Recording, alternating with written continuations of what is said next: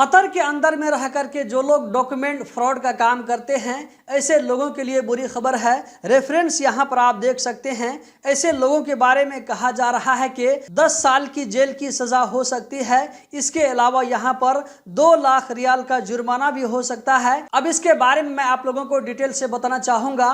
चूँकि मैं कतर में खुद बहुत दिनों तक काम कर चुका हूँ और टाइपिंग सेंटर में वहाँ पर मैंने काम किया है। तो टाइपिंग सेंटर में काम करते हुए कभी कभी ऐसे लोग भी आते थे जो कि अपनी सर्टिफिकेट लेकर के आते थे और कहते थे कि इसमें कुछ चेंज कर दीजिए, चाहे वो डेट ऑफ बर्थ हो या ये के नाम हो। तो एजुकेशन सर्टिफिकेट में किसी भी तरह की चेंजिंग फोटोशॉप के जरिए हो या किसी भी तरीके से हो, ये डॉक्यूमेंट के साथ में फ्रॉड माना जाएगा।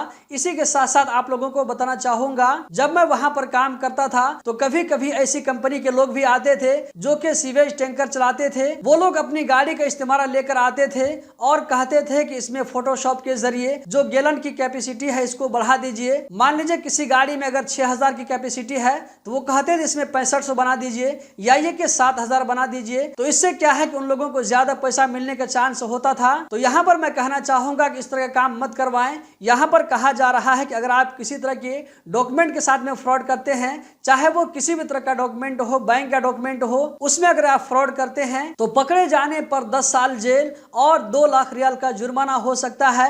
इसी के साथ साथ यहाँ पर कहा जा रहा है कि एटीएम कार्ड के साथ में फ्रॉड के बारे में 3 साल तक की जेल हो सकती है। दोस्तों, इस वीडियो को आगे जरूर शेयर करें और सारे भाइयों तक इस जानकारी को पहुंचाएं। कतर के बारे में मजीद इस तरह की वीडियो देखते रहने के लिए हमारे साथ में जुड़े रहें। बहुत बहुत शुक्रिया।